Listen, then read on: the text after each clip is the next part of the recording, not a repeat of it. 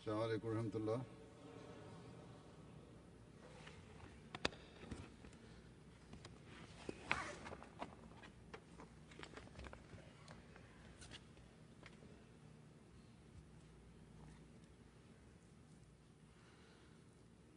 أشهد أن لا إله إلا الله وحده لا شريك له وأشهد أن محمدا عبده ورسوله أما بعد فأعوذ بالله من الشيطان الرجيم بسم الله الرحمن الرحيم الحمد لله رب العالمين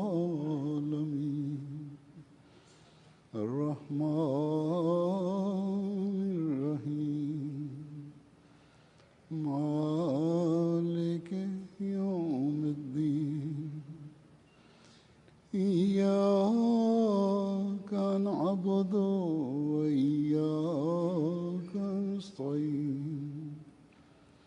اهدنا الصراط المستقيم صراط الذين أنعمت عليهم غير المغضوب عليهم ولا الضالين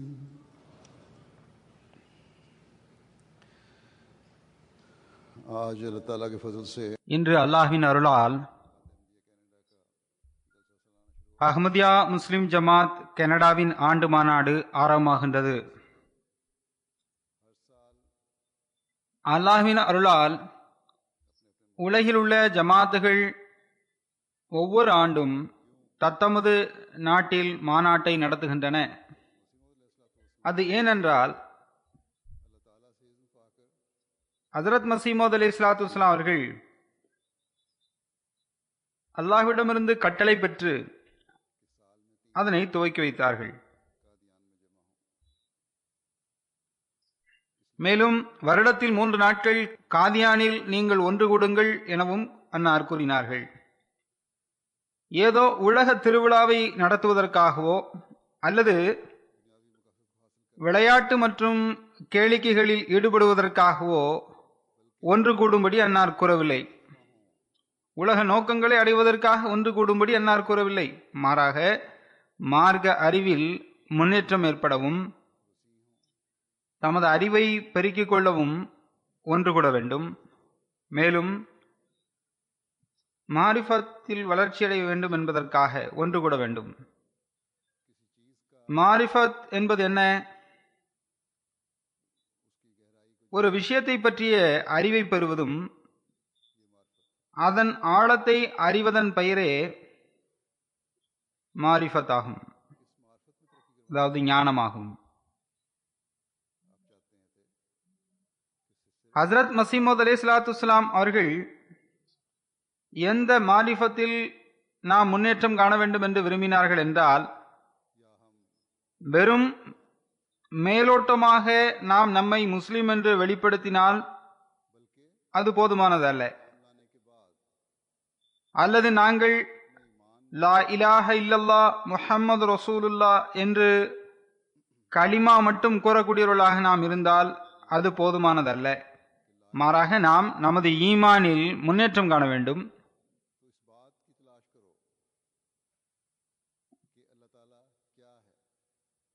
மேலும் அன்னார் இவ்வாறு கூறினார்கள், லா இலாஹ இல்லல்லாஹ் முஹம்மது ரசூலுல்லாஹ் என்று நீங்கள் கலிமாவை ஓதுகின்றீர்கள்.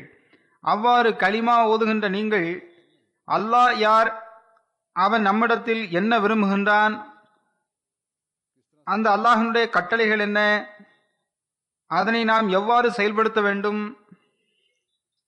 அல்லாஹ்வின் கட்டளைகளை எவ்வாறு புரிய வேண்டும் போன்ற விஷயங்களையும் நீங்கள் தேட வேண்டும்.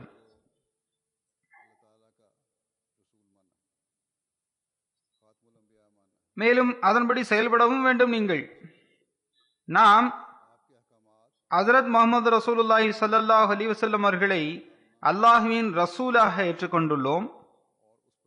அன்னாரை காத்தமுல் அம்பியா எனவும் ஏற்றுக்கொண்டுள்ளோம். அவ்வாறு இருக்க அன்னாருடைய கட்டளைகளையும் அன்னாரின் சுன்னத்துகளையும் அறிந்து அதன்படி செயல்படும் வழிகளை நாம் தேட வேண்டும்.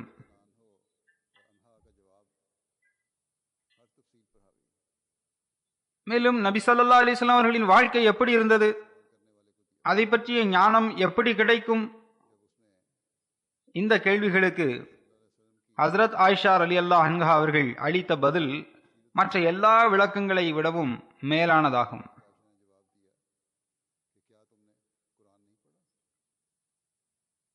ஒருவர் அன்னாரிடம் ஹஜ்ரத் நபி ஸல்லல்லாஹு அலைஹி வஸல்லம் அவர்களின் வாழ்க்கையை பற்றி கேட்டார். அதற்கு ஹஜ்ரத் ஆயிஷா ரலியல்லாஹு அன்ஹா அவர்கள் அந்த நபரிடம், நீங்கள் திருக்குரான் ஓதவில்லையா என கேட்டார்கள்.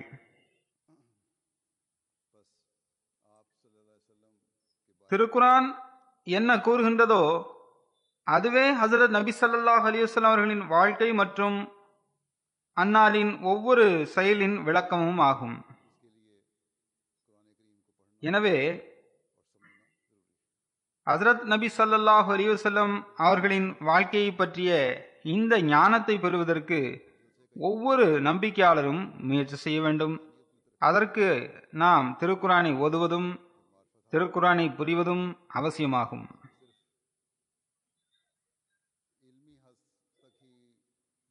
அடுத்து ஹஜ்ரத் மஸீஹ் மவ்ஊத் அலைஹிஸ்ஸலாத்து வஸ்ஸலாம் அவர்கள் கூறினார்கள், ஜல்சாவின் நோக்கம் ஆன்மீகத்தில் முன்னேற்றம் காண்பதாகும். ஞானம் கிடைத்துவிட்ட பிறகு அறிவுசார் விஷயங்களை மட்டுமே சார்ந்ததாக அந்த ஞானம் இருக்கக்கூடாது. மாறாக ஆன்மீகம் மற்றும் அமல்களின் முன்னேற்றத்திற்கான காரணியாக அதனை நாம் மாற்ற வேண்டும். ஆன்மீகத்தில் முன்னேற்றம் இல்லை என்றால் ஜல்சாவில் கலந்து கொள்வது பயனற்றதாகும். அடுத்த அன்னார் கூறினார்கள், ஜல்சாவின் இன்னொரு நன்மை என்னவென்றால் ஒருவர் மற்றவரின் அறிமுகத்தை பெருக்கிக் கொள்ள வேண்டும், உங்களுக்கிடையேயான தொடர்புகள் அதிகரிக்க வேண்டும். அதற்காக நீங்கள் முயற்சி செய்ய வேண்டும். அறிமுகத்தை பெற்றுக்கொண்டு உலகவாதிகளை போன்று தற்காலிக தொடர்பு கொண்டவர்களாக மட்டும் நீங்கள் இருத்தல் கூடாது. மாறாக ஒவ்வொரு அகமதியும் மற்ற அகமதியுடனான அன்பு மற்றும் சகோதரத்துவ உடன்படிக்கைகளில் முன்னேறிக்கொண்டே செல்ல வேண்டும். எந்த விஷயமும் தொடர்பில் விரிசல் ஏற்படுத்த முடியாத அளவிற்கு அந்த தொடர்பு உறுதியானதாகவும் வலிமை வாய்ந்ததாகவும் இருக்க வேண்டும். அந்த தொடர்பு எந்த நிலையிலும் முறிந்துவிடக்கூடாது. ஹஜ்ரத் மஸீஹ் மவ்ஊத் அலைஹிஸ்ஸலாத்து வஸ்ஸலாம் அவர்கள் கூறினார்கள், நீங்கள் இறை அச்சத்தில் முன்னேறுங்கள்.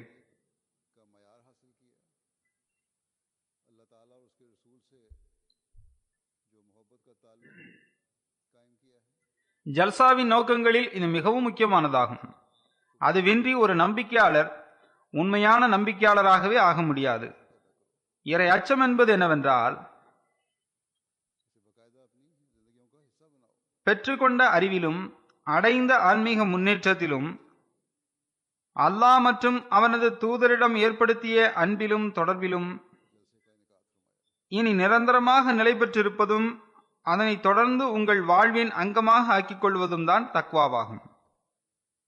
எனவே ஹஜ்ரத் மஸீஹ் மவ்ஊத் அலைஹிஸ்ஸலாத்து வஸ்ஸலாம் அவர்கள் இவ்விஷயங்களுக்காகவே ஜல்சாக்களை நடத்தினார்கள். மேலும் இந்த நோக்கங்களை அடைவதற்காக ஒவ்வொரு ஆண்டும் காதியான் வருகை தருங்கள் என ஹஜ்ரத் மஸீஹ் மவ்ஊத் அலைஹிஸ்ஸலாம் அவர்கள் கூறினார்கள்.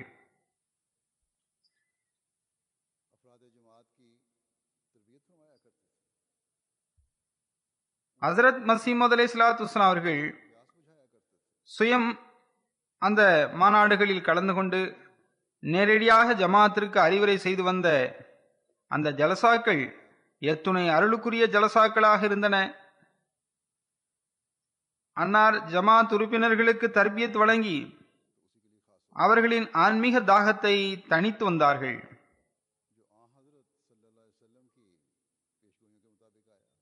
ஹசரத் மசீமது அலைஹிஸ்ஸலாத்துவஸ்ஸலாம் அவர்களுக்கு பிறகு அவ்விஷயங்கள் அவ்வாறே நிகழ முடியாதுதான்.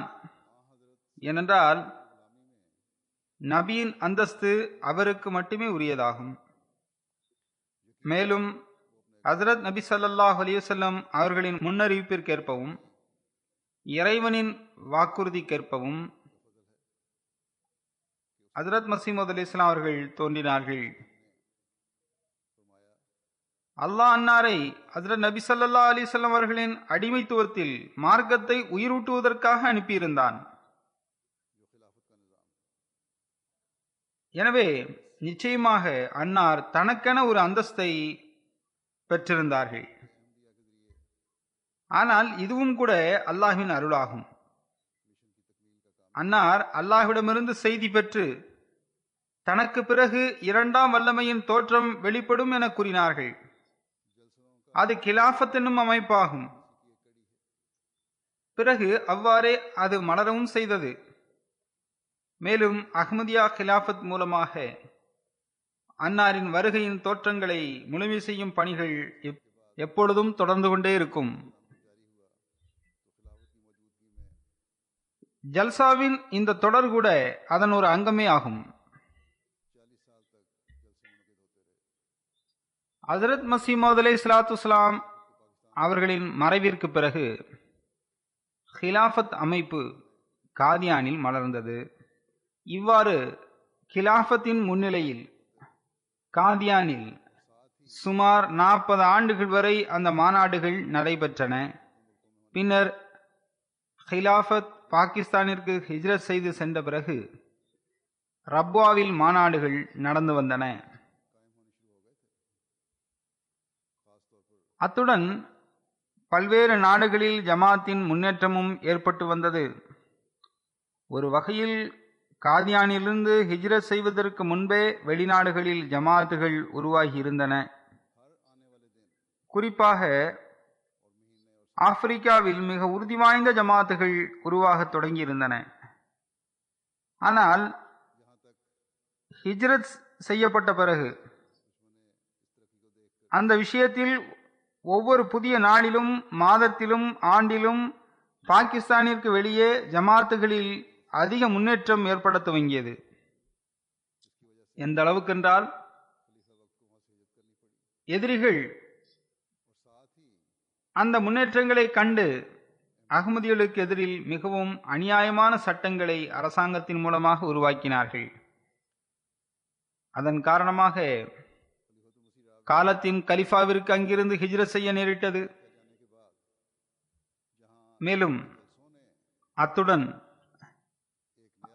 அகமதிகளின் ஒரு பெரும் எண்ணிக்கையும் அங்கிருந்து ஹிஜ்ரத் செய்தது. ஹஜ்ரத் கலிஃபத்துல் மஸீஹ் ராபி லண்டன் ஹிஜ்ரத் செய்து வந்த பிறகு எங்கு லண்டன் ஜல்சாக்கள் ஒரு புதிய வடிவமும் விரிவாக்கமும் பெற்றதோ அங்கு மற்ற நாடுகளின் ஜலசாக்களிலும் ஒரு புதிய வடிவம் பிறந்தது. பிறகு அதில் அனுதினமும் முன்னேற்றம் ஏற்பட்டு கொண்டே சென்றது. இவ்வாறு இன்று எல்லா இடங்களிலும் ஜலசாக்களில் ஒரு புதிய வடிவம் காண கிடைக்கின்றது.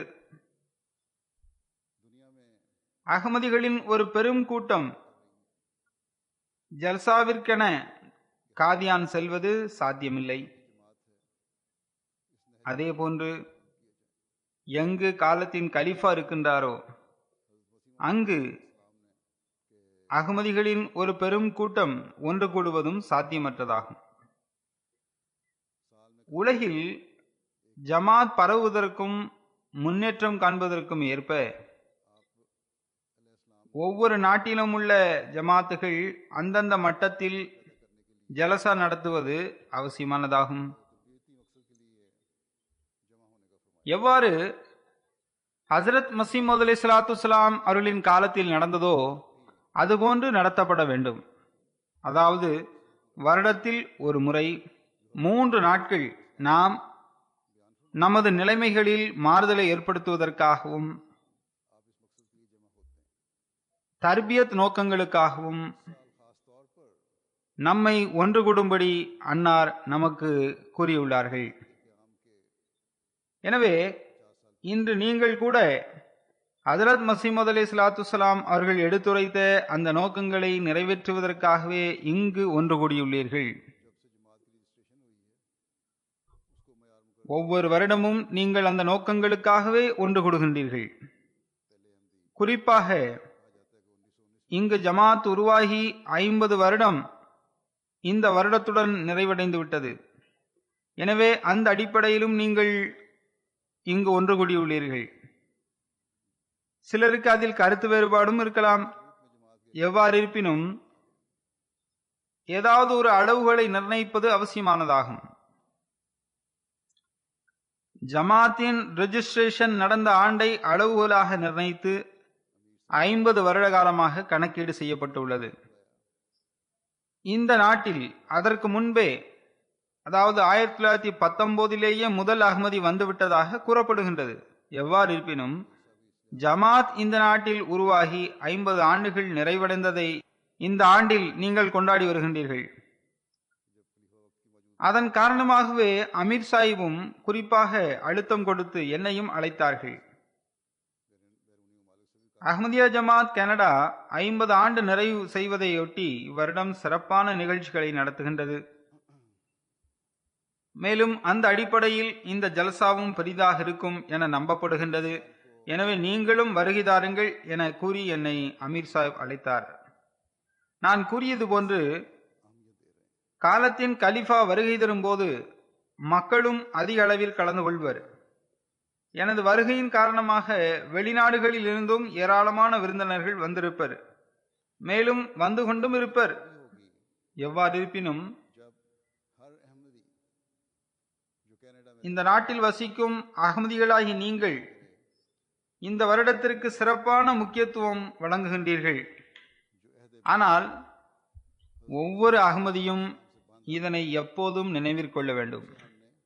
கனடாவில் வசிக்கும் ஒவ்வொரு அஹ்மதியும் தான் அஹ்மதியான பிறகு ஹஜ்ரத் மஸீஹ் அலைஹிஸ்ஸலாம் அவரிடம் பைஅத் செய்த உடன்படிக்கைகளை முழுமை செய்வதற்கு முயற்சி செய்யும் போதுதான், மேலும் ஹஜ்ரத் மஸீஹ் அலைஹிஸ்ஸலாம் அவர்கள் நம்மிடம் வைத்துள்ள எதிர்பார்ப்புகளை முழுமை செய்யும் போதுதான், அதற்காக நீங்கள் முயற்சி செய்யும் போதுதான் நீங்கள் அளிக்கின்ற அந்த முக்கியத்துவத்திற்கு ஒரு பொருள் இருக்கும். இல்லை என்றால் 50 வருடம் நிறைவடைந்தாலும் 75 வருடமானாலும் அல்லது அதைவிட அதிகமாக வருடங்களாக இருந்தாலும் அதனால் எந்த வித்தியாசமும் ஏற்படாது. நான் கூறியது போன்று பாகிஸ்தானில் உருவான சூழ்நிலையின் காரணமாக ஏராளமான அகமதிகள் பாகிஸ்தானில் இருந்து ஹிஜ்ரத் செய்து மற்ற நாடுகளுக்கு சென்றார்கள். உங்களில் பெரும்பான்மை இந்த ஹிஜ்ரத்தின் விளைவாகவே இங்கு வந்துள்ளது. நீங்கள் மார்க்க சுதந்திரத்தை பெறுவதற்காக ஹிஜ்ரத் செய்தீர்கள்.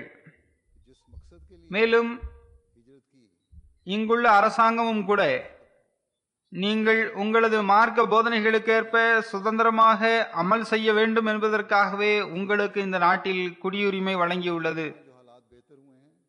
எனவே இங்கு வசிக்கக்கூடிய ஒவ்வொரு அஹ்மதிக்கும் உலகத்தை விட மார்க்கத்திற்கு முக்கியத்துவம் வழங்குவேன் என்று அவர் செய்த உடன்படிக்கையுடன் இன்னொரு மிக முக்கியமான கடமையும் அவருக்கு உள்ளது.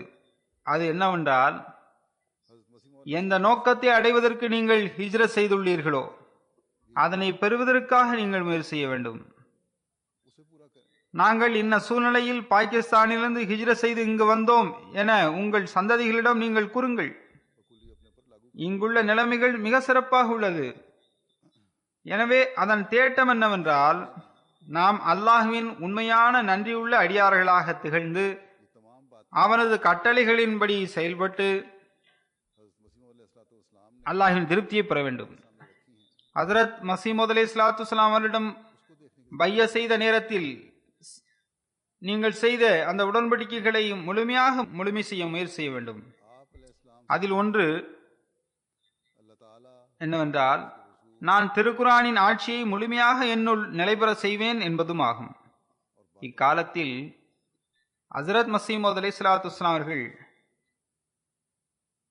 அந்த கட்டளைகளை எவ்வாறு சுருக்கமாக அழகிய முறையில் எடுத்துரைத்துள்ளார்களோ அதனை கருத்தில் கொண்டு செயல்படுவது அவசியமாகும். ஏனென்றால் ஹஜ்ரத் மஸீஹ் மவ்ஊத் அலைஹிஸ்ஸலாத்து வஸ்ஸலாம் அவர்களை விட வேறு எவரும் அல்லாஹ் மற்றும் ஹஜ்ரத் நபிகள் நாயகம் ஸல்லல்லாஹு அலைஹி வஸல்லம் அவர்களின் கட்டளைகளை சிறப்பாக புரிந்து கொள்ளவே முடியாது.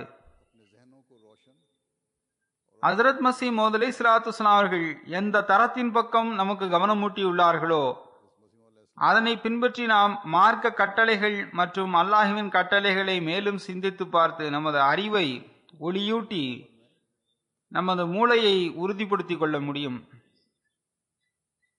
இது தொடர்பாக ஹஜ்ரத் மஸீஹ் மவ்ஊத் அலைஹிஸ்ஸலாத்து வஸ்ஸலாம் அவர்கள் நமக்கு எண்ணற்ற அறிவுரைகளை செய்துள்ளார்கள். அவை அறிவிலும் அமலிலும் உறுதிப்பாட்டை ஏற்படுத்துவதற்கு அவசியமானதாகும்.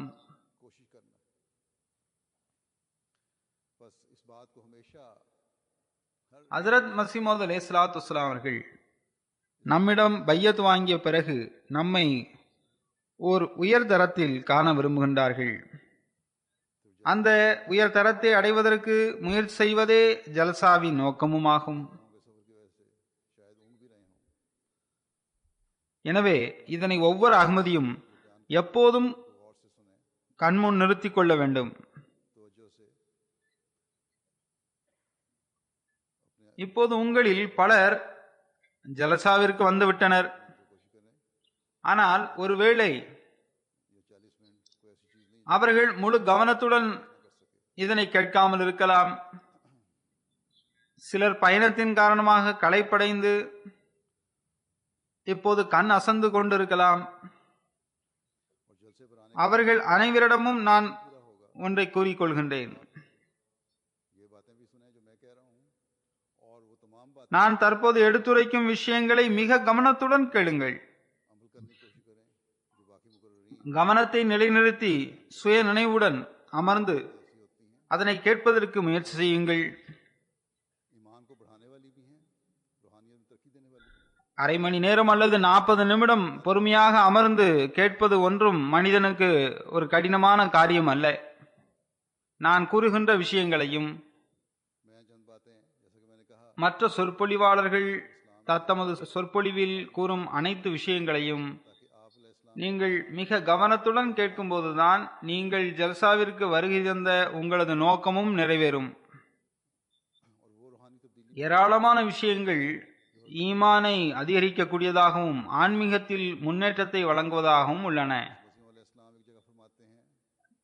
தற்காலிகமாக நாரை முழக்கமிட்டு மகிழ்வது மட்டும் போதுமானதல்ல. நீங்கள் அவற்றை உங்களின் வாழ்வின் அங்கமாகவும் மாற்றுங்கள். நான் கூறியது போன்று ஹஜ்ரத் மஸீஹ் மவ்ஊத் அலைஹிஸ்ஸலாம் அவர்களின் சில கூற்றுகளை அன்னாரின் சொற்களிலேயே உங்கள் முன் எடுத்துரைப்பேன். அதன் மூலம் அன்னாரின் கூற்றுகள் சுட சுட உங்களின் செவிகளில் பட்டு உங்களின் இதயங்களிலும் மூளைகளிலும் அது தங்கிவிடும். மேலும் ஹஜ்ரத் மஸீஹ் மவ்ஊத் அலைஹிஸ்ஸலாத்து வஸ்ஸலாம் அவர்கள் நம்மிடம் விரும்பும் ஆன்மீக மாறுதல்களும் உங்களிடம் உருவாகும். ஹஜ்ரத் மஸீஹ் மவ்ஊத் அலைஹிஸ்ஸலாம் அவர்கள் கூறுகின்றார்கள், நான் பலமுறை எனது ஜமாத்திற்கு கூறிவிட்டேன், நீங்கள்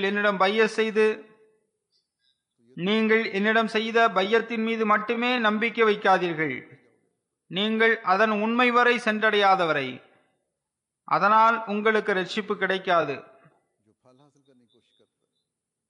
எனக்கு பழத்தின் தோல் கிடைத்து விட்டது என்று நீங்கள் மகிழ்ச்சி கொண்டால் அது உங்களுக்கு எவ்வகையிலும் பயனளிக்காது.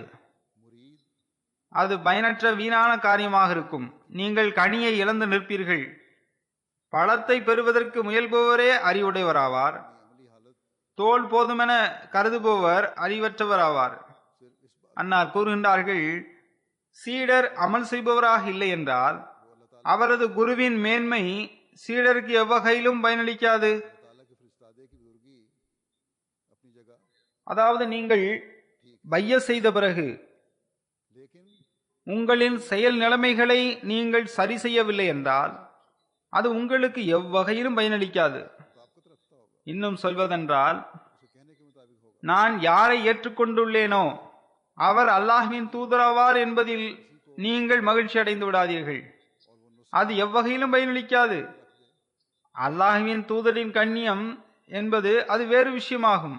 அது சரிதான், அது உண்மையும் கூட தான். ஆனால் அந்த தூயவரின் மூலமாக சீடர்களுக்கு எப்போது பயன் கிடைக்கும் என்றால், சீடர்கள் தனது தூதரின் கூற்றுகளுக்கு ஏற்ப செயல்படும் போதுதான் பயன் கிடைக்கும் என அன்னார் கூறினார்கள்.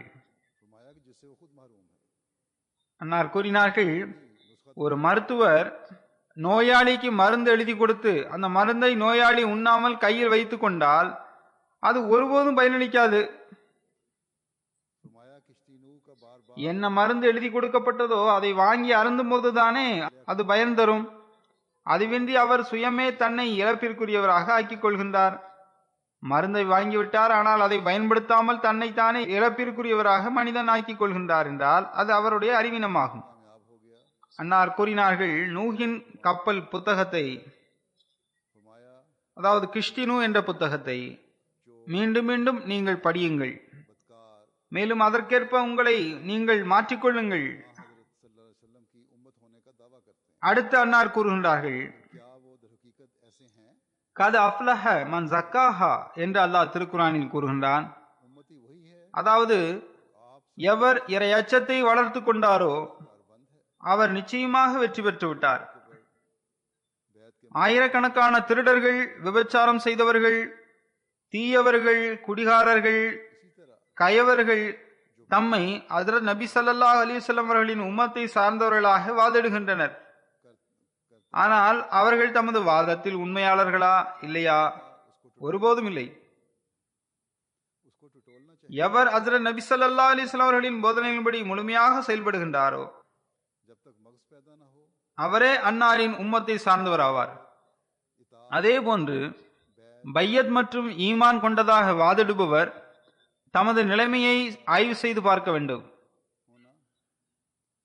நான் வெறும் சக்கையாக உள்ளேனா அல்லது சாராக உள்ளேனா என அவர் பார்க்க வேண்டும். அந்த உயிரோட்டம் இல்லாதவரை ஈமான், அன்பு, கட்டுப்படுதல், பையத், நம்பிக்கை, இஸ்லாத்தை ஏற்றுக்கொண்டதாக செய்யப்படும் வாதம், இவை அனைத்தும் உண்மையாளராக உங்களை ஆக்கிவிடாது. நினைவிற்கொள்ளுங்கள், சாரின்றி வெறும் சக்கைக்கு அல்லாஹ்வின் பார்வையில் எந்த மதிப்பும் கிடையாது. மரணம் எப்போது வரும் என்பது யாருக்கும் தெரியாது. ஆனால் மரணம் நிச்சயம் வரும் என்பது உறுதியான விஷயமாகும். எனவே என்னை ஏற்றுக்கொண்டு விட்ட விஷயத்தை மட்டும் போதுமானதாக நீங்கள் ஒருபோதும் கருதி அமர்ந்து விடாதீர்கள். அதில் மகிழ்ச்சியடைந்து அமர்ந்து விடாதீர்கள். ஒருபோதும் அது உங்களுக்கு பயனளிக்காது. மனிதன் தன்னுள் ஏராளமான மரணத்தை ஏற்படுத்திக் கொள்ளாதவரை, ஏராளமான மாற்றங்கள் மற்றும் புரட்சிகளை மனிதன் கடந்து வெளிவராதவரை அவனால் மனிதத்துவத்தின் அசல் நோக்கத்தை அடையவே முடியாது. இந்த மரணங்கள் என்பது என்ன? அது உலகத்தை விட மார்க்கத்திற்கு முன்னுரிமை வழங்குதல் என்பதாகும். உலகின் ஆடம்பரங்கள், சுகபோகங்கள் இந்த நாடுகளில் குறிப்பாக நம் கண்முன்னால் உள்ளது. அல்லாஹின் வழியிலிருந்து அகற்றுவதற்கு அவை தயாராக உள்ளன. இந்த உலக விஷயங்களிலிருந்து தப்பிப்பதே மரணமாகும். நசீம் அவர்கள் கூறுகிறார்கள், இப்போது உலகின் நிலையை நீங்கள் பாருங்கள். நமது நபி ஸல்லல்லாஹு அலைஹி வஸல்லம் அவர்கள் தமது செயலால் தனது வாழ்வும் மரணமும் அல்லாஹ்விற்கே உரியன என்ன நிரூபணம் செய்து விட்டார்கள். இன்று உலகிலுள்ள முஸ்லிம்களிடம் நீங்கள் முஸ்லிமா என கேட்டால் அவர்கள் உடனே ஆம் அல்ஹம்துலில்லாஹ் என கூறுகின்றனர். அவர்கள் எவருடைய கலிமாவை கூறுகின்றார்களோ அவரின் வாழ்க்கை அனைத்தும் இறைவனுக்காகவே இருந்தது. ஆனால் இவர்களோ உலகிற்காகவே வாழ்கின்றனர், உலகிற்காகவே மரணிக்கின்றனர். மரண படுக்கையில் படுத்து இறுதி நேரம் வரும் வரை, உயிர் பிரியும் வரை உலகிற்காகவே மூச்சு விடுகின்றனர். அன்னார் கூறுகின்றார்கள், வெறும் மகிழ்ச்சி அடைவது புத்திசாலியின் பணி அல்ல. ஒரு யூதரிடம் ஒரு முஸ்லிம் கூறினார், யூதரே நீ முஸ்லிம் ஆகிவிடு. அதற்கு அந்த யூதர், நீ முஸ்லிமாவாய் என மகிழ்ச்சி அடைந்து விடாதே. நான் எனது ஆண் பிள்ளைக்கு காலித் நீடித்த ஆயுள் கொண்டவர் என பெயர் வைத்தேன். ஆனால் மாலை நேரத்திற்கு முன்பாகவே அவரை மண்ணில் புதைத்துவிட்டு வந்திருக்கின்றேன். ஹாலித் என பெயர் வைத்ததால் அவருக்கு நீண்ட ஆயுள் கிடைத்து விட்டதா என்ன? வாழ்நாள் அதிகரித்து விட்டதா என்ன? மாலையிலேயே தனது ஆண் குழந்தையை மண்ணில் புதைத்துவிட்டு வந்ததாக அந்த யூதர் கூறுகின்றார்.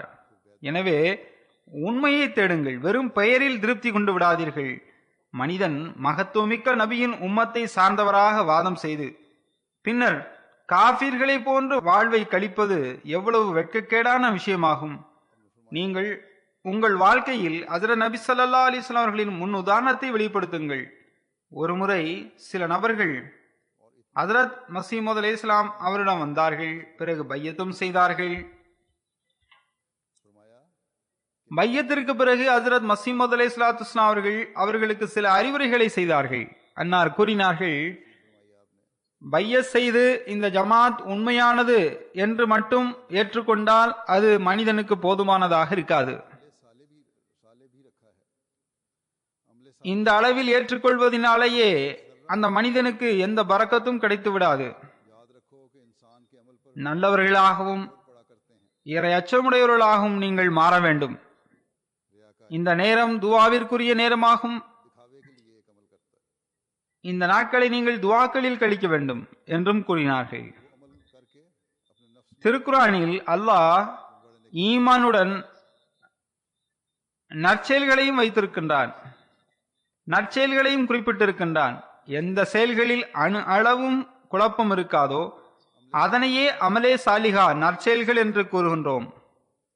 நினைவிற்கொள்ளுங்கள், மனிதனின் செயல்களுடன் எப்போதும் திருடன் ஒளிந்திருக்கின்றான். அது என்ன? அது காட்டுவதற்காக செய்யப்படுகின்ற அமல்களாகும். அதாவது மனிதன் பிறருக்கு காட்டுவதற்காக அமல் செய்வதாகும். அந்த அமலை செய்து நான் இன்னென்ன பணியை செய்துவிட்டேன் என அவன் தனக்குள்ளேயே மகிழ்ச்சி கொள்கின்றான். பல வகையான தீமைகளும் பாவங்களும் அவனிடம் வெளிப்படுகின்றன. அதன் மூலம் அவனது செயல்கள் பொய்யாகி விடுகின்றன. எவ்வகை அநீதியும் காட்டுதலும் ஆணவமும் மற்றும் பிறரின் உரிமைகளை பறிக்கும் எண்ணமும் இல்லாத செயல்களே நற்செயல்களாகும். குடும்பத்தில் ஒரு மனிதர் கூட நற்செயல் செய்பவராக இருந்தால் அதனால் முழு குடும்பமும் பாதுகாக்கப்படும். எதுவரை உங்களிடம் நற்செயல்கள் இல்லையோ அதுவரை நம்பிக்கை கொள்வது பயனளிக்காது. ஒரு மருத்துவர் மருந்து எழுதி கொடுப்பதன் பொருள் என்னவென்றால் அந்த மருந்தை வாங்கி அதை அருந்த வேண்டும். அவ்வாறு அல்லாமல் மருந்தை வாங்கி வைத்துக் கொள்வதால் என்ன பயன் ஏற்படும்? இப்போது நீங்கள் இந்த பையத்தின் மூலம் தௌபா செய்துள்ளீர்கள்.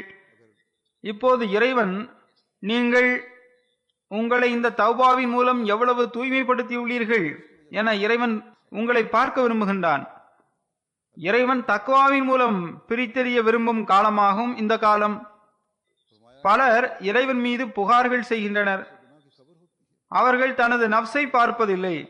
மனிதன் தனது ஆன்மாவிற்கு தானே அநீதி இழைத்துக் கொள்கின்றான். இறைவனோ மிக்க மன்னிக்க கூடியவனாகவும் மீண்டும் மீண்டும் கருணை காட்டுபவனுமாகவுமே இருக்கின்றான். மனிதன் சில இழப்புகளை சந்திக்கின்றான் என்றால் அது அவனது நப்சின் காரணமாக அவன் சந்திக்கின்றான். அவன் தனக்கு அநீதி இழைத்துக் கொள்கின்றான். அல்லாஹ் எவர் மீதும் அநீதி இழைப்பதில்லை. அவன் மிகவும் மன்னிப்பவனும் கருணையாளனும் ஆவான். கூறினார்கள், சிலர் இருக்கின்றனர் அவர்களுக்கு பாவம் என தெரிகின்றது. ஆனால் இன்னும் சிலர் இருக்கின்றனர் அவர்களுக்கு தாம் செய்வது பாவமாகவே தெரிவதில்லை. அந்த அளவிற்கு அவர்கள் பாவம் செய்யும் பழக்கமுடையவர்களாக ஆகிவிடுகின்றனர். எனவேதான் அல்லாஹ் எப்போதும் இஸ்திக்பார் செய்யும்படி கூறியுள்ளான். இஸ்திக்பார் மிக அதிகமாக செய்ய வேண்டும். குறிப்பாக இந்த நாட்களில் அதிகமாக செய்ய வேண்டும். எங்கு ஸலவாத் ஓதுவீர்களோ அங்கு இஸ்திக்பாரும் அதிகமாக செய்யுங்கள். பாவம் வெளிப்படையாக இருந்தாலும் சரி, மறைவானதாக இருந்தாலும் சரி, பாவத்தை அவர் அறிந்திருந்தாலும் சரி, அறியாவிட்டாலும் சரி, அவர் பாவ மன்னிப்பு கோர வேண்டும்.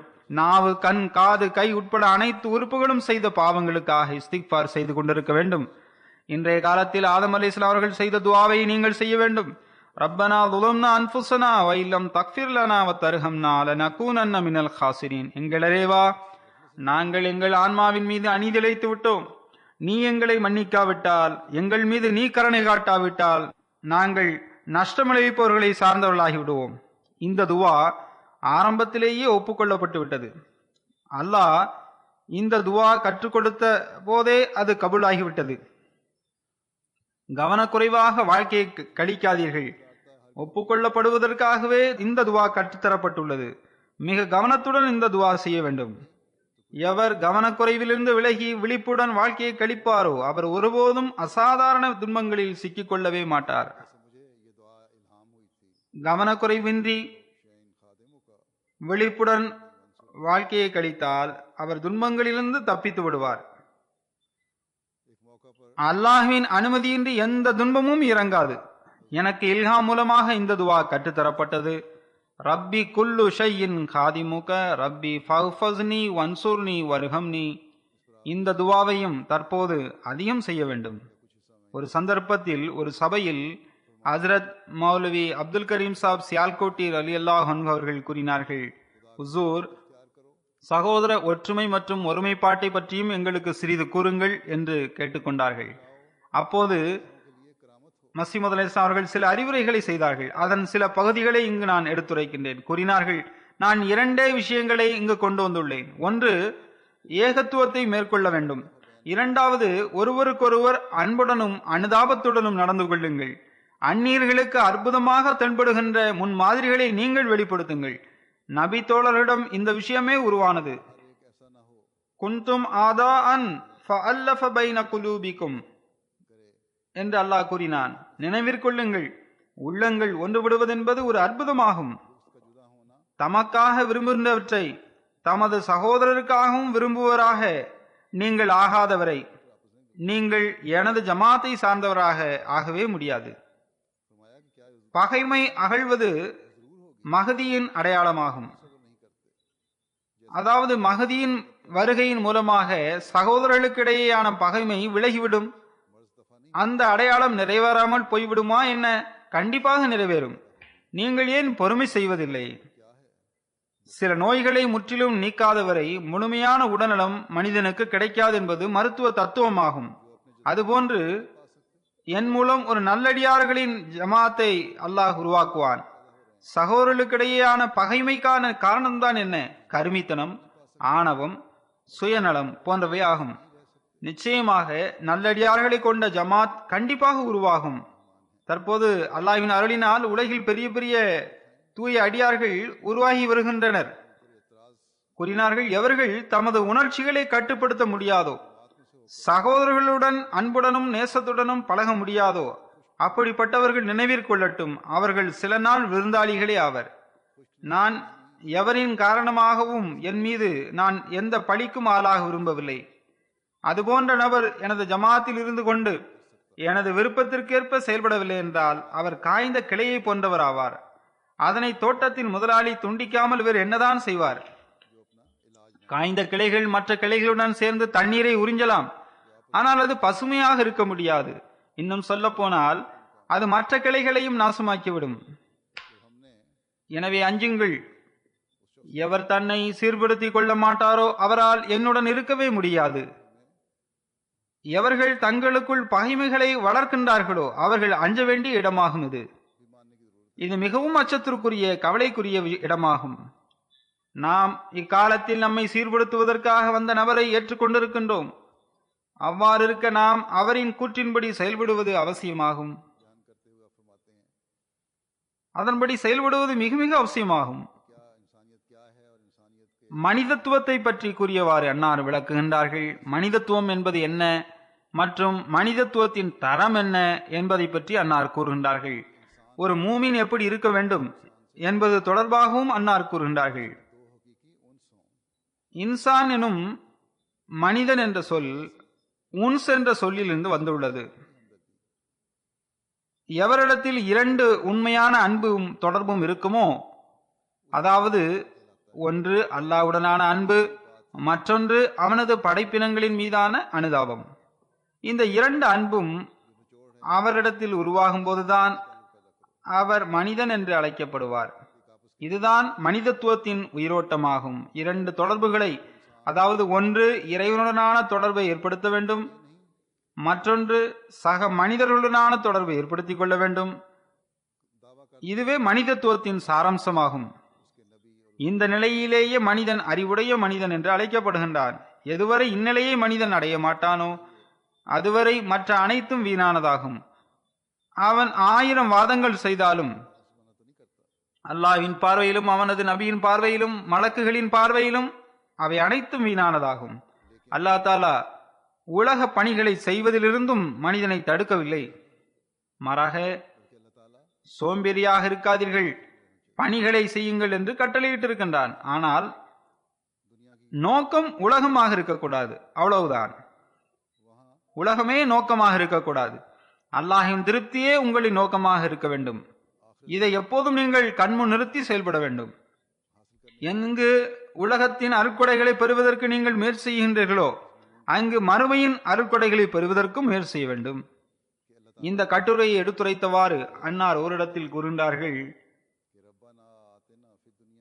அல்லாஹ் இந்த துவாவை மனிதனுக்கு கற்றுத்தந்துள்ளான். ரப்பனா ஆத்தினா ஃபித் துன்யா ஹஸனத்தம் வஃபில் ஆখিরাতি ஹஸனத்தம் வகீனா அஸாபன்னார். இதிலும் கூட உலகத்தை அல்லாஹ் முதலில் வைத்துள்ளான். ஆனால் அது எந்த உலகத்தை என்றால் மறுமையின் அழகிற்கு காரணமாக இருக்கின்ற உலகத்தையே முதன்மையாக அல்லாஹ் வைத்துள்ளான். இந்த துவாவின் போதனையிலிருந்து தெளிவாக மனிதனுக்கு புரிகின்றது, மறுமையின் அழகை பெற்றுத் தருகின்ற உலகை சம்பாதிப்பதையே மனிதன் கருத்தில் கொண்டு செயல்பட வேண்டும். ஹசனத்து துனியா என்ற சொல்லில் ஒரு மூமின் முஸ்லிம் உலகில் மேற்கொள்ள வேண்டிய அனைத்து விஷயங்களும் இடம்பெற்றுவிட்டன. எந்த விஷயங்கள் மற்றும் வழிமுறைகள் மூலமாக நன்மையும் பயனும் மனிதனுக்கு கிடைக்குமோ அந்த வழிகளில் உலகத்தை சம்பாதித்துக் கொள்ளலாம், உலக செல்வங்களை சம்பாதிக்கலாம், அது தவறில்லை. எனவே உலகத்தை சம்பாதிப்பது தடை செய்யப்படவில்லை. ஆனால் நன்மைக்காகவும் நன்மையான வழிகளிலும் உலக செல்வங்களை சம்பாதிக்க வேண்டும். பிறருக்கு சேதத்தை ஏற்படுத்தி உலகத்தை சம்பாதிக்க கூடாது. பிறரின் உரிமைகளை பறித்தும் பிறருக்கு பாதிப்பை ஏற்படுத்தியும் உலகை சம்பாதித்தல் கூடாது. மனித இனத்திற்கு எவ்வகையிலும் துன்பத்தை ஏற்படுத்தி பிறரின் பொருளை அபகரித்து உலக செல்வங்களை சம்பாதிக்க கூடாது. இதுவே ஹசனத்து துனியாவாகும். அப்படிப்பட்ட உலக சம்பாத்தியம் மறுமையின் அழகிற்கு காரணமாகவும் அமையும். இதுபோன்ற உலக செல்வங்களை சம்பாதிக்கக்கூடியவர்கள் அல்லாஹிற்காகவும் அவனது படைப்பினங்களுக்காகவும் அல்லாஹுவின் மார்க்கத்திற்காகவும் செலவு செய்யக்கூடியவர்களாகவும் இருப்பார்கள். பிறகு அன்னார் கூறுகின்றார்கள், எவர் என்னுடைய போதனைகளை தனது செயல் திட்டங்களாக ஆக்கிக் கொள்கின்றாரோ அவரே எமது ஜமாத்தில் நுழைந்தவராவார். அவர் தனது தகுதி மற்றும் ஆற்றலுக்கேற்ப முயற்சியும் செய்பவராக இருப்பார். வெறும் பெயரை சூட்டிக்கொண்டு எமது போதனைகளுக்கேற்ப செயல்படவில்லை என்றால் அவர் நினைவிற்கொள்ளட்டும், அல்லாஹ் இந்த ஜமாத்தை சிறப்பான ஒரு ஜமாத்தாக ஆக்க எண்ணம் கொண்டுள்ளான். எந்த ஒரு மனிதரும் உண்மையான பொருளில் ஜமாத்தில் இணையாதவரை வெறும் பெயர் எழுதப்பட்டு விடுவதனால் இந்த ஜமாத்தை சார்ந்தவராக அவர் ஆகிவிட மாட்டார். அதாவது உண்மையில் ஹசரத் வாக்களிக்கப்பட்ட மஸீஹ் அலைஹிஸ்ஸலாம் அவர்களின் போதனையின்படி செயல்படவில்லை என்றால் வெறும் பெயர் எழுதப்படுவதனால் அவர் அகமதியாகிவிட மாட்டார். ஏதாவது ஒரு நேரம் அவரிடத்தில் வரும், அந்நேரத்தில் அவர் நம்மை விட்டு பிரிந்து சென்று விடுவார். எனவே முடிந்தவரை நமது போதனைகளுக்கேற்ப உங்களது செயல்களை நீங்கள் ஆக்கிக் கொள்ள வேண்டும். அமல்கள் இறக்கைகளை போன்றதாகும். அமல்கள் எனும் இறக்கைகள் இன்றி மனிதனால் ஆன்மீக உலகில் பறக்க முடியாது. எவ்வாறு பறவைகள் தமது இறக்கைகளால் பறக்கின்றனவோ அதுபோன்று மனிதன் அமல்களால் ஆன்மீக உலகில் பறக்கின்றான். பறவைகளுக்கு அறிவு இருக்கின்றது. அந்த அறிவு இல்லை என்றால் அந்த பறவைகளிடமிருந்து எந்த பணிகள் செய்யப்படுகின்றதோ அது நடைபெறவே முடியாது. உதாரணமாக தேனீக்களிடம் அறிவில்லை என்றால் அது தேனை உருவாக்க முடியாது. அதே போன்று புறாக்கள் இருக்கின்றன. புறாக்களுக்கு பயிற்சி அளிக்கப்பட்டு கடிதங்கள் ஓரிடத்திலிருந்து இன்னொரு இடத்திற்கு கொண்டு செல்லப்பட்டன.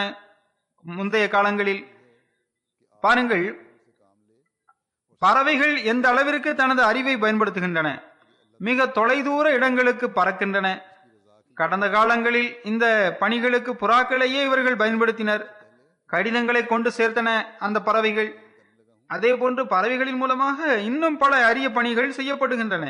எனவே முதலில் மனிதன் தனது அறிவை பயன்படுத்த வேண்டும், சிந்திக்க வேண்டும். நான் எந்த பணியை செய்ய இருக்கின்றேனோ அது அல்லாஹ்வின் கட்டளைகளுக்கு உட்பட்டதாகவும் அவனது திருப்திக்குரியதாகவும் இருக்கின்றதா இல்லையா என ஆராய வேண்டும். எனவே ஒவ்வொரு பணியை செய்வதற்கு முன்பும் இதை சிந்தித்து பார்க்க வேண்டும். நான் என்ன பணியை செய்ய உள்ளேனோ அதற்கு மார்க்கத்தில் அனுமதி உள்ளதா இல்லையா என பார்க்க வேண்டும். அல்லாஹ் அதை அனுமதிக்கின்றானா என்றும் சிந்திக்க வேண்டும். அது ஆகுமானதா இல்லையா என பார்க்க வேண்டும். அவ்வாறல்லாமல் உலகத்தை சம்பாதிப்பதற்காக எல்லாவிதமான ஆகுமற்ற வழிகளையும் மேற்கொள்ளக்கூடாது.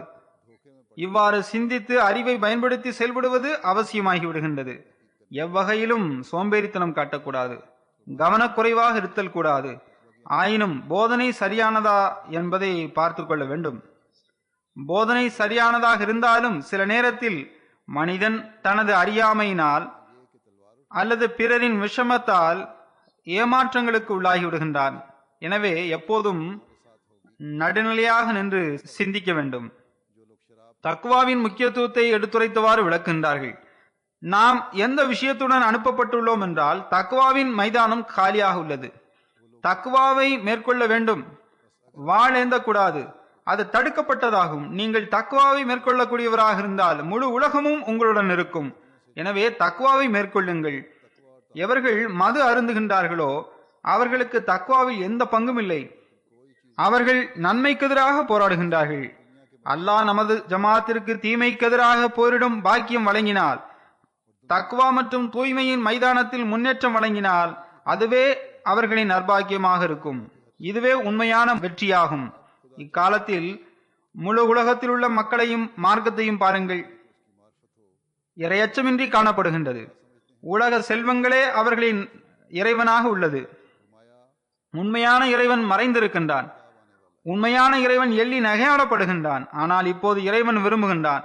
அந்த இறைவன் ஒப்புக்கொள்ளப்படுவான். அவனது ஞானம் மக்களுக்கு கிடைக்கும். எவர்கள் உலகத்தை இறைவனாக ஆக்கி கொண்டவர்களாக இருக்கின்றார்களோ அவர்களால் ஒருபோதும் இறை நம்பிக்கையாளர்களாக ஆக முடியாது. இறைவனுடைய மிகப்பெரிய தண்டனை வர இருக்கின்றது. அன்னார் மாபெரும் எச்சரிக்கை செய்திருக்கின்றார்கள். அந்த தண்டனை தீயவர் மற்றும் நல்லவருக்கிடையே பெரிய வித்தியாசத்தை ஏற்படுத்த இருக்கின்றது. அது உங்களுக்கு தனித்தன்மையை வழங்கும். உங்கள் உள்ளங்களில் எந்த வித்தியாசமும் இருக்காது. ஒருவர் உலகத்தை விட மார்க்கத்திற்கு முக்கியத்துவம் கொடுப்பேன் என்று உடன்படிக்கை செய்கின்றார். ஆனால் தனது செயலினால் அந்த உண்மையை அவர் நிரூபிக்கவில்லை என்றால் இறைவன் அப்படிப்பட்ட நபரை எவ்வகையிலும் பொருட்படுத்த மாட்டான். அப்படிப்பட்ட ஒருவர் அல்ல, 100 பேர் மரணித்தாலும் கூட அவர் தம்மிடம் மாற்றத்தை ஏற்படுத்தவில்லை என்றே நாம் அவரை கூறுவோம். அவர் உண்மையின் ஒளியிலிருந்து விலகியே இருந்தார். எனவே உலகின் இன்றைய நிலையும் கூட இந்த கவலையை நமக்கு ஏற்படுத்துகின்றது. உலகின் முடிவு என்னவாக போகின்றது என்ற கவலை ஏற்படுகின்றது. கடந்த நாட்களில் ஒரு சாஹிப் கூறினார், மிக வேகமாக உலகம் அழிவின் பக்கம் செல்கின்றது. நமது நிலை என்னவாகும் என்று என்னிடம் கேட்டார். அதற்கு நான் ஹசரத் வாக்களிக்கப்பட்ட மசீஹ் அலைஹிஸ்ஸலாம் அவர்களின் ஒரு கவிதையையே பதிலாக கூறினேன். நெருப்பு உள்ளது, ஆனால் அந்த நெருப்பிலிருந்து எவர்கள் அற்புதமிக்க இறைவனின் மீது நேசம் கொண்டவர்களாக இருப்பார்களோ அவர்களே காப்பாற்றப்படுவார்கள். எனவே இதுதான் உண்மையாகும். நாம் அல்லாஹுடன் நமது தொடர்பை உறுதிப்படுத்த வேண்டும். எங்கு அல்லாஹுடைய கடமைகளை செலுத்த வேண்டுமோ அங்கு அவனுடைய அடியார்களுடைய உரிமைகளையும் வழங்க வேண்டும். இறைவன் கூறிய வழிமுறைகளுக்கேற்ப அமைந்துள்ள செல்வங்களை பெறுவதற்கு முயற்சி செய்ய வேண்டும். இறைவன் கூறிய வழிமுறைகளுக்கேற்ப செல்வங்களை சம்பாதிக்க வேண்டும். தீமைகளிலிருந்து தவிர்த்திருக்க முயற்சி செய்யுங்கள். எந்த தீமைகள் எல்லாம் இறைவன் பார்வையில் தீமைகளாக இருக்கின்றதோ அந்த தீமைகளிலிருந்து நீங்கள் தவிர்த்திருக்க முயற்சி செய்யுங்கள். அதனை இறைவன் நமக்கு திருக்குரானில் தெளிவாக எடுத்துரைத்து விட்டான். நாம் ஹஜ்ரத் வாக்களிக்கப்பட்ட மசீஹ் அலைஹிஸ்ஸலாம் அவர்களின் மீது நம்பிக்கை கொண்ட பிறகு கொள்கை அளவிலும் செயல் அளவிலும் உறுதியிலும் உறுதி வாய்ந்தவர்களாக நாம் ஆகிக்கொண்டு செல்ல வேண்டும். அதற்காக முயற்சி செய்ய வேண்டும். இந்த விஷயங்கள் தான் நமக்கு ரட்சிப்பை பெற்றுத்தரும். இந்த விஷயங்கள் தான் அல்லாஹ்விற்கும் விருப்பத்திற்குரிய விஷயங்களாக இருக்கின்றன. இல்லை என்றால் 50 வருடங்கள் 70 வருடங்கள் 100 வருடங்கள் போன்ற ஜமாத்தில் நடக்கும் விழாக்கள் எல்லாம் எவ்வகையிலும் பயனளிக்காது. எந்த புரட்சியும் இல்லாத அந்த விஷயங்கள் வீணானதாகும். உலகவாதிகள் விஷயங்களில் மகிழ்ச்சி அடைகின்றனர், ஆனால் மார்க்கவாதிகள் ஒருபோதும் மகிழ்ச்சி அடைவதில்லை. நாங்கள் அல்லாஹுவின் கட்டளைப்படி செயல்படுவதில் முன்னேற்றம் கண்டுள்ளோம், மேலும் அவற்றில் இன்னும் முன்னேற்றம் பெறுவோம் என்ற அடிப்படையில் இந்த மகிழ்ச்சிகள் கொண்டாடப்படும் என்றால் அந்த மகிழ்ச்சி மற்றும் கொண்டாட்டங்கள் ஆகுமானதாகும், அல்லாஹ்விற்கு செய்யப்படுகின்ற நன்றியாக இருக்கும். ஆனால் நமது பாதங்கள் எல்லா வகையான நன்மைகளில் முன்னேறுவதற்கு பகரமாக நின்றுவிட்டதென்றால் அல்லது பின்னோக்கி செல்கின்றதென்றால் பின்னர் அது கவலைக்குரிய விஷயமாகும். எனவே நாம் ஹஜ்ரத் வாக்களிக்கப்பட்ட மஸீஹ் அலைஹிஸ்ஸலாம் அவருடைய விஷயங்களை கருத்தில் கொண்டவாறு அல்லாஹ் மற்றும் அவனது தூதரின் கட்டளையின்படி செயல்பட வேண்டும். இன்னும் சொல்ல போனால் நம்மை நாமே நாம் ஆய்வு செய்து கொண்டிருக்க வேண்டும். எப்போதும் இந்த ஆய்வை செய்து கொண்டே இருக்க வேண்டும். அப்போதுதான் 75 ஆண்டுகள் நிறைவடையும் போது நாம் என்ன உடன்படிக்கையை செய்தோமோ அதில் நாம் நிலை பெற்று மட்டும் நிற்கவில்லை, மாறாக அதில் நாங்கள் முன்னேறி கொண்டிருக்கின்றோம் என்று நம்மால் அப்போது கூற முடியும். அல்லாஹ் அனைவருக்கும் அதற்குரிய பாக்கியத்தை வழங்குவானாக. Ameen.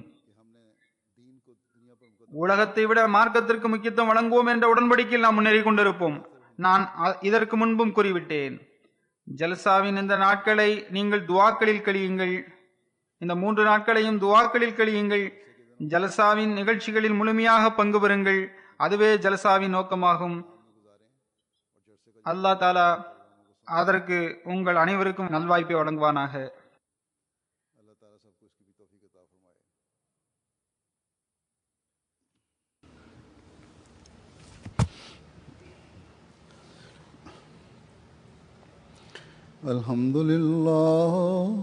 Alhamdulillah nahmaduhu wa nasta'inuhu wa nastaghfiruhu wa nu'minu bihi wa natawakkalu alayhi wa na'udzu billahi min shururi anfusina wa min sayyiati a'malina.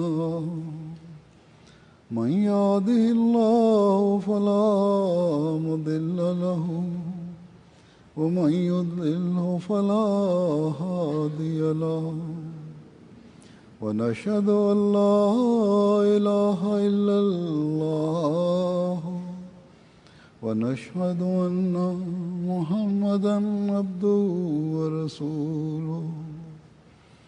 عباد الله رحمكم الله إن الله يأمر بالعدل والإحسان وإيتاء ذي القربى وينهى عن الفحشاء والمنكر والبغي يعظكم لعلكم تذكرون.